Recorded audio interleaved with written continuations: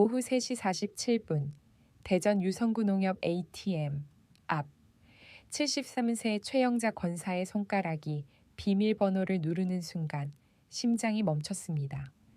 그건 아주 평범한 오후였어요. 평범한 일상 속에 아주 평범한 순간이었습니다. 그런데 그 평범함이 무너지는 데는 단 2초밖에 걸리지 않았어요. 어마. 최영자 권사는 쓰러졌습니다. ATM 기계 앞에서 그대로 바닥에 쓰러졌어요. 그리고 그 순간 그녀의 영혼은 육신을 떠났습니다. 의료진들이 나중에 말했듯이 그건 심장정지였습니다. 3분간의 완벽한 사망 상태. 의학적으로는 돌아올 수 없는 영역이었어요. 하지만 최영자 권사는 돌아왔습니다. 그리고 그녀가 그 3분 동안 경험한 것. 그게 바로 이 이야기의 진짜 의미입니다. 자, 여기서 멈춰 봅시다. 왜 최영자 권사는 ATM 앞에서 쓰러졌을까요? 그건 돈 때문이었어요. 하지만 돈이 다가 아니었습니다. 그 안에는 35년간 쌓여온 무거운 짐이 있었어요. 최영자 권사는 35년간 권사로 살았습니다. 35년. 저한테는 영원처럼 들리네요. 35년 동안 매주 주일날 새벽 5시에 일어나서 교회에 나갔어요. 겨울이어도 눈이 와도 아플 때도 나갔어요. 그리고 매월 11조를 드렸어요. 오전 4시 반. 아직 별이 남아있던 시간이었어요. 그 시간에 최영자 권사는 침대에서 일어나 조용히 옷을 입었어요. 남편이 깨지 않게, 아이들이 깨지 않게. 새벽 기도는 거의 운명처럼 그녀의 일상이 되어 있었거든요. 예수님, 오늘 하루도 인도해 주세요. 그 기도가 그녀의 일과를 시작했습니다. 추운 길을 걸어 교회에 나가서 그곳에서 2시간을 기도했어요. 무릎이 굳어질 때까지, 손가락이 차가워질 때까지. 그 다음은 주일 아침, 아이들을 깨우고 남편을 깨우고 점심을 준비했어요. 식구들이 교회 가는 동안 어떤 때는 교회 주방에서 봉사했어요. 식판을 닦고 밥을 담고 반찬을 놨어요. 자신은 밥도 제대로 먹지 않으면서요. 정확히는 드린다는 표현이 맞나요? 아니, 그건 의무였습니다. 11조는 여호와의 것이다. 신성한 의무다. 하나님 앞에 드려야 한다. 그 말이 그녀의 가슴에 얼마나 깊이 박혀 있었는지 여러분은 상상할 수 있을까요? 월 수입 250만 원. 이 정도면 꽤 괜찮네. 라고 생각할 수 있겠지만 여러분 아세요? 그건 가정의 전부였어요. 남편이 일했던 인쇄소에서 받는 급여. 그게 이 가정이 숨쉬는 유일한 공기였습니다. 남편의 인쇄소 근무는 상상을 초월했어요. 오전 6시 출근, 저녁 11시 퇴근, 야간 근무가 대부분이었습니다. 인쇄 납기를 맞추기 위해 밤샘을 일을 다반사였어요. 프린팅 기계가 소음을 내며 돌아가는 그 어두운 작업장에서 남편은 날이면 날마다 일했어요. 그 와중에 고혈압이 시작되었습니다. 처음엔 약을 먹으면 괜찮았어요. 최영자 권사는 이 정도면 감사하지 뭐 라고 생각했어요. 하지만 고혈압은 계속됐고 어느 날 밤 뇌경색이 왔습니다. 남편이 출근한 후 저녁 10시쯤 직장에서 전화가 왔어요. 남편분이 쓰러졌습니다. 일실구 신고했습니다. 최영자 권사의 몸에 힘이 빠졌어요. 병원에 도착했을 때 남편의 반쪽 얼굴이 마비되어 있었어요. 말도 제대로 못했어요. 눈동자만 흔들리고 있었어요. 남편. 그때부터는 더 힘든 나날이 시작되었습니다. 재활치료, MRI, 약물치료. 의료비가 한 달에 100만 원을 넘었어요. 하지만 더 큰 문제가 있었어요. 뇌경색의 후유증은 신장 기능을 망쳐버렸어요. 신부전이 온 거예요. 그 중에서 11조는 120만 원. 남편은 신부전으로 투석을 받고 있었어요. 한 주에 3번. 월요일, 수요일, 금요일. 매번 4시간씩. 의자에 앉혀서 두 팔에 바늘을 꽂고 기계에 연결되어야 했습니다. 그 투석비가 매달 180만 원이었어요. 처음엔 건강보험에서 나왔어요. 하지만 본인 부담금도 50만 원 넘었어요. 약값, 주사, 영양제 모두 합치면 자, 여러분이 계산해 보세요. 월 수입 250만 원, 11조, 120만 원, 투석비, 180만 원 남은 것, 마이너스 50만 원. 이 숫자들이 어떻게 만날까요? 어떻게? 신용카드, 대출금, 이웃돈, 모든 것이 선택지였어요. 딸은 미용실을 운영하려고 했어요. 자기 가게를 차려서 자립하려고 열심히 일했어요. 처음엔 잘 됐어요. 손님들이 많았어요. 하지만 3년이 안 되어 시들었어요. 빚만 남았어요. 빌린 돈을 갚기 위해 딸은 다른 가게에 용역직으로 들어가야 했어요. 그 돈도 부족해서 어머니인 최영자 권사에게 빌렸어요. 아들은 임용시험을 봤어요. 교사가 되려고 했어요. 교실에서 아이들을 가르치는 꿈이 있었어요. 하지만 1차 시험에서 떨어졌어요. 그 다음 해도 떨어졌어요. 그 다음 해도. 자존감이 무너지는 걸 최영자 권사는 볼 수만 있었어요. 아들은 학원비를 벌어야 했고 재시험을 봐야 했고 계속 실패를 반복했어요. 부모로서 더 해줄 수 없었거든요. 그리고 그날 오후 3시 최영자 권사는 11조 통장에서 돈을 꺼내려고 했습니다. 손가락이 비밀번호를 누르려는 순간 뭔가 부딪혔어요. 마음속 깊은 곳에서. 아이 돈을 꺼내면 나는 뭐가 되는 거야? 35년을 뭐 한 거야? 하나님은 나를 버렸어. 그 순간의 절망과 분노와 무력함이 그녀의 심장을 멈춰버렸습니다. 35년을 그녀가 얼마나 오래 이 무게를 짊어지고 살았는지 한번 생각해 봅시다. 결혼한 지 35년 전. 그때 최영자 권사는 젊은 신부였어요. 쇠약했던 남편도 지금처럼 아프지는 않았습니다. 그때는 희망이 있었어요. 정말로. 아이들도 자랐고 남편도 인쇄소에서 성실하게 일했고 교회에 나갔어요. 그 시절 최영자 권사는 신앙이 그렇게 강하지 않았어요. 11조라는 말도 잘 몰랐어요. 교회는 주일날 함께 가는 곳이고 하나님은 먼 존재였어요. 하지만 어느 날부터인가 설교가 바뀌었어요. 11조는 신성한 의무입니다. 하나님과의 계약입니다. 11조를 드리는 자는 축복받고 드리지 않는 자는 저주받습니다. 목사의 목소리가 점점 커졌어요. 그리고 최영자 권사의 마음이 움직였어요. 두려움으로, 죄책감으로. 혹시 내가 11조를 제대로 안 드려서 하나님의 노여움을 사는 건 아닐까? 그 순간부터 그녀의 신앙은 변했어요. 의무와 두려움의 신앙으로. 아들은 임용시험을 봤어요. 교사가 되려고 했지만 한숨. 1차 시험에서 실패했습니다. 그 다음 해도, 그 다음 해도. 최영자 권사는 기도했어요. 새벽 5시에 일어나서 하나님, 제 아들을 도와주세요. 임용고시에 붙게 해주세요. 그런데 붙지 않았어요. 그럼 자신의 11조가 부족한 건가? 더 드려야 하나? 그 생각에 더 드렸어요. 딸도 마찬가지였어요. 미용실을 운영할 때 최영자 권사는 매달 정확히 120만 원을 11조로 드렸어요. 그 와중에 딸의 가게가 망해가는 걸 봤어요. 하지만 11조는 놓지 않았어요. 하나님이 충분히 축복해 주시겠지. 하지만 축복은 오지 않았습니다. 대신 온 것은 빚이었고 병이었고 좌절이었어요. 그래서 35년이 흘렀습니다. 끊임없는 기도, 끊임없는 11조, 끊임없는 실망. 하나님, 제 신앙이 부족한가요? 제 헌금이 부족한가요? 언제까지 일해야 하나요? 그 물음이 매달 통장에 기록되었어요. 120만 원씩, 한 해에 1,440만 원씩. 35년 동안 5천만 원이 넘는 돈이 11조와 만으로 들어갔어요. 그리고 그 돈으로 뭐가 되었을까요? 교회는 더 커졌어요. 건물도 크고 조명도 화려했어요. 목사의 차도 좋아졌어요.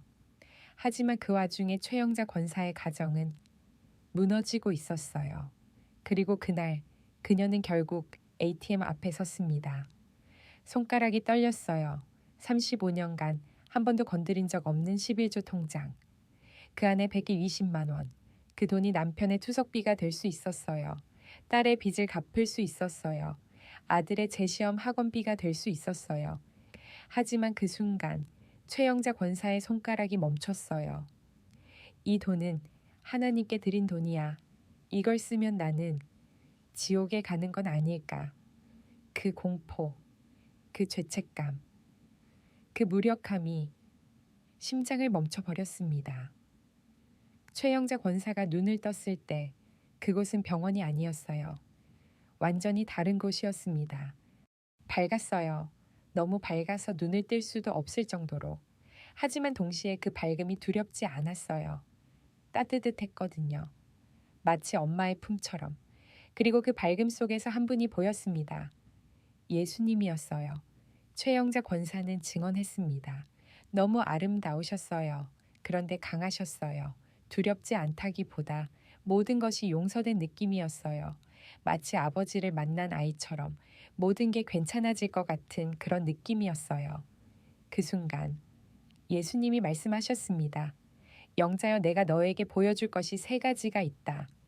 그 목소리는 부드러웠지만 동시에 가장 진지했어요. 첫째, 내 가정을 봐라. 그 순간 최영자 권사의 눈앞에 장면이 펼쳐졌어요. 집 안이 보였어요. 남편이 투석에서 돌아온 후 침대에 누워 있었어요. 얼굴이 창백했어요. 팔에는 투석 바늘의 흔적이 파랗게 남아 있었어요. 딸이 아버지의 팔을 치료해 주고 있었어요. 어떤 특별한 약을 바르거나 하는 건 아니고 그냥 아버지의 팔을 부드럽게 쓸어주고 있었어요. 아버지 괜찮으세요? 라고 계속 물어보면서요. 아들은 밤 10시가 넘어서야 돌아왔어요. 학원에서 재시험 준비를 하다 돌아온 거였어요. 피곤해 보였지만 아버지의 곁에 앉아서 잠깐 손을 잡았어요. 아버지, 오늘도 힘드셨겠어요. 빨리 약이 나와서 편해지시길. 그런데 엄마가 없다. 엄마가 없어. 딸이 갑자기 울었어요. 그건 원망하는 울음이 아니었어요. 그냥 외로운 울음이었어요. 아들도 말했어요. 그런데 엄마를 원망한 적 없어. 엄마는 항상 봉사했어.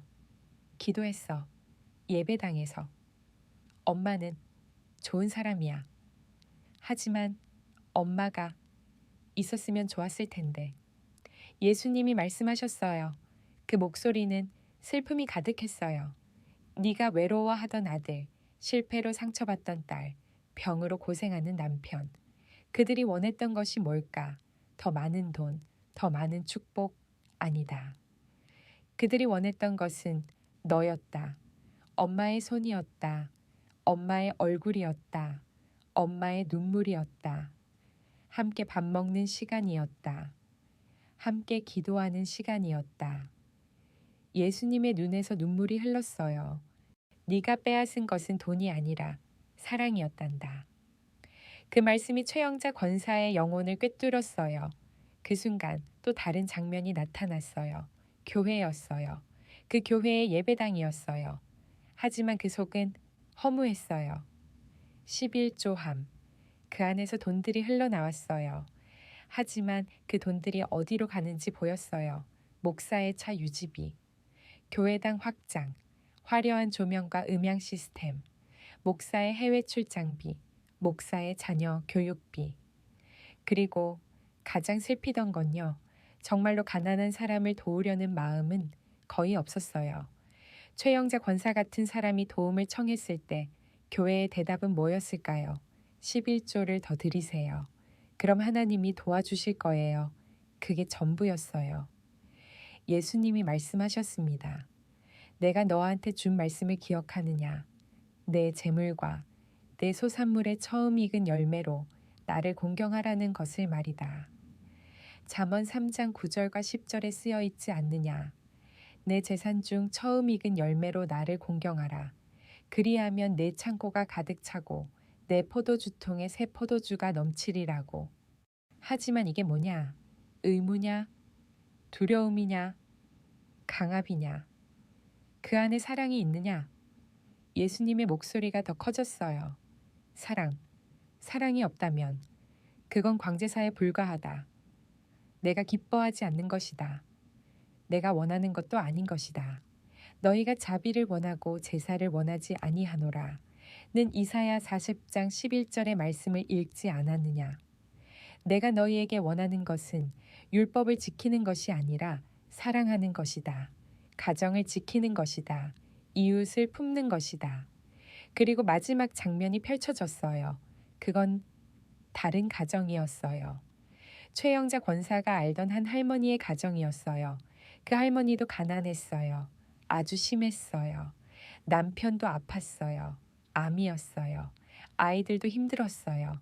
막내는 학교를 자퇴해야 했어요. 돈이 없었거든요. 그 할머니는 교회에 못 나갔어요. 투석비도 못 내면서 11조를 어떻게 낼까요? 죄책감만 쌓였어요. 하지만 그 집에는 웃음이 있었어요. 남편이 병으로 기진맥진해도 아내가 손을 잡고 있었어요. 밤이 깊어도 대화했어요. 우리가 함께 있으니까 괜찮아. 뭐든 할 수 있어. 자식들이 엄마를 안았어요. 엄마도 자식들을 안았어요. 밥을 나눴어요. 남은 밥은 있어도 몇 숟가락을 덜어서 옆집 아이에게 줬어요. 눈물을 함께 흘렸어요. 기도할 때는 자신의 고통이 아니라 옆집 아버지의 건강을 먼저 빌었어요. 주여, 옆집 아버지의 무릎이 나았으면 좋겠습니다. 그 집 아들이 일을 구했으면 좋겠습니다. 예수님이 최영자 권사에게 말씀하셨어요. 그 목소리는 가장 부드러웠어요. 그 할머니는 11조를 못 드렸단다. 돈이 없었으니까. 하지만 그 할머니는 사랑했다. 아들을 사랑했고 남편을 사랑했고 이웃을 사랑했다. 그리고 나를 사랑했다. 그 할머니의 눈물은 나의 눈물이었다. 그 할머니의 기도는 나의 기도였다. 그 할머니의 손은 나의 손이었다. 예수님이 최영자 권사를 안으셨어요. 마치 잃어버렸던 딸을 찾은 아버지처럼 목에 팔을 감싸고 뺨에 입을 맞추고 내가 너에게 원하는 것은 돈의 11조가 아니라 사랑의 11조다. 너의 가정을 위한 사랑, 너의 남편을 위한 사랑, 너의 자식을 위한 사랑, 그리고 나를 위한 사랑. 돈으로 드려도 되지만 그건 사랑이 먼저여야 한단다. 마태복음 6장 33절에 쓰여 있지 않느냐. 너희는 먼저 그의 나라와 그의 의를 구하라. 그리하면 이 모든 것을 너희에게 더하시리라고. 먼저 나라를 구하라는 건 뭐냐? 먼저 돈을 구하라는 게 아니라 먼저 사랑하라는 거다. 먼저 가정을 돌봐라. 먼저 이웃을 품어라. 그럴 때 모든 것이 따라올 거라는 것이다. 너는 35년을 왜 이렇게 많이 고통받았을까? 하나님이 너를 버렸기 때문이 아니다. 네 가정을 위해 자기 시간을 빼앗기면서까지 11조라는 의무를 우선했기 때문이다. 그래서 가정이 무너진 것이다. 그래서 내가 너를 다시 불렀단다. 마지막으로 한 번 더 너를 깨우기 위해서다. 최영자 권사의 눈이 떠졌어요. 다시 침대 위였어요. 의료진들이 주변에 있었어요. 박동이 돌아왔습니다. 기적이야. 심폐소생술 3분. 이 정도면 환자 들리세요? 3분. 단 3분이었지만 그건 가장 긴 순간이었어요. 그리고 영원한 진리를 보여주었어요. 최영자 권사가 눈물을 흘렸어요. 병원실에서. 파이프가 목구멍을 꿰뚫고 있는데도 눈물이 흘렀어요. 하나님, 이 늙은이를 다시 주셨군요. 감사합니다. 용서해 주세요. 제가 너무 잘못 살았어요. 의사는 놀랐어요. 미라클이야. 기적이야. 의학적으로는 불가능한데 정말로 기적이었습니다. 아니, 정확히는 회복의 시작이었습니다. 병원에서 퇴원한 지 3주 후 최영자 권사의 가정이 바뀌었어요. 완전히 다른 모습이었습니다. 첫째, 남편과의 관계가 바뀌었어요. 투석을 다녀오는 날 최영자 권사는 남편의 손을 잡았어요. 그리고 눈물을 흘렸어요. 여보, 내가 얼마나 잘못 살았는지 알겠어. 미안해. 정말 미안해. 아파야만 내가 나를 놓네요. 내가 얼마나 잘못 살았는지를 말야. 남편이 눈물을 흘렸어요. 35년을 함께하며 본 아내의 변화가 그 어떤 말보다 컸거든요. 영자 그만해. 이제 괜찮아. 우리 함께 하자. 앞으로는 우리가 함께 하자. 둘째 아이들과의 관계가 회복되었어요. 최영자 권사가 딸을 안으면서 말했어요. 미안해. 딸아. 엄마가 하나님 때문에 너희를 놓쳤어. 엄마가 하나님 때문에 너희를 외면했어. 진짜 미안해. 딸의 눈물이 멈추지 않았어요. 엄마. 엄마가 나타나니까 아버지도 좋아하고 오빠도 좋아해. 엄마가 여기만 있으면 돼. 그것만으로 충분해. 아들도 엄마를 껴안았어요. 엄마, 그 정도면 충분해. 엄마가 여기만 있으면 돼. 내가 뭐든 할 수 있어. 임용고 씨도 다시 봐도 괜찮아. 엄마가 있으니까. 35년의 거리가 단 며칠 안에 좁혀졌어요. 셋째, 신앙이 완전히 달라졌어요. 최영자 권사는 여전히 교회에 나갔어요. 하지만 이제 11조는 다르게 드렸어요. 돈이 아니었어요. 아니, 돈도 드렸는데 그건 의무가 아니라 감사의 표현이었습니다. 사실은 더 깊은 11조를 드렸어요. 가족을 위한 기도. 매일 아침 5시에 일어나는 건 그대로였지만 이제 아이들이 그 기도에 함께 했어요. 엄마, 우리도 함께 기도해도 될까? 남편을 위한 수발. 투석 가는 날마다 손을 잡아줬어요. 투석이 끝난 후 남편의 팔을 치료해줬어요. 말없이 옆에 있어줬어요. 그것이 가장 깊은 기도였어요. 아이들을 위한 중보기도. 더는 임용고시 붙게 해달라는 게 아니라 내 아들이 어떤 길을 가든지 행복하게 해달라는 기도로 바뀌었어요. 내 딸이 실패해도 절망하지 않게 해달라는 기도로요. 그리고 이웃을 위한 나눔. 최영자 권사는 이제 매월 기도회를 자신의 집에서 열었어요. 가난한 이웃들을 초대해서 밥을 나누고 함께 기도했어요. 하나님이 내 가정을 살려주셨는데 어떻게 감사를 안 드릴까요? 돈은 별로 드릴 게 없지만 제 시간이라도 드리겠습니다. 야고보서 1장 17절에 이렇게 썼어요. 각양 좋은 은사와 온전한 선물이 다 위로부터 빛들의 아버지께로부터 내려온다고. 그 은사의 첫 번째는 가정입니다. 사랑하는 가족입니다. 73세의 최영자 권사는 지금도 살아 있습니다. 그녀의 남편도 투석을 계속하고 있지만 얼굴이 밝아졌어요. 더는 죽음만을 생각하지 않아요. 매일 아침 아내와 함께 기도하고 아이들을 보는 것만으로 행복해해요. 딸은 새로운 일을 시작했어요. 여전히 어렵지만 엄마의 응원이 있으니 힘을 낼 수 있어요. 엄마, 내 꽃이야. 내가 잘할 수 있게 응원해 줄 거지. 아들도 다시 임용고시를 준비하고 있어요. 이번엔 다르게 준비하고 있어요. 떨어지더라도 괜찮다는 마음으로. 왜냐하면 엄마가 있으니까요. 완벽하지 않아요. 여전히 어려워요. 여전히 돈이 부족해요. 투석비는 여전하고 생활비는 여전히 팍팍해요. 하지만 가정이 회복되었습니다. 그리고 그것이 가장 큰 축복입니다. 이 이야기를 듣는 여러분 중에도 있을 거예요. 35년을 마치 의무처럼 무언가를 견디고 있는 분들이, 종교의 이름 아래 자신을 희생하고 있는 분들이, 보상을 기대하며 기도하고 있는 분들이, 혹시 여러분은 가정을 잃고 있지는 않을까요? 가족과의 시간을 놓치고 있지는 않을까요?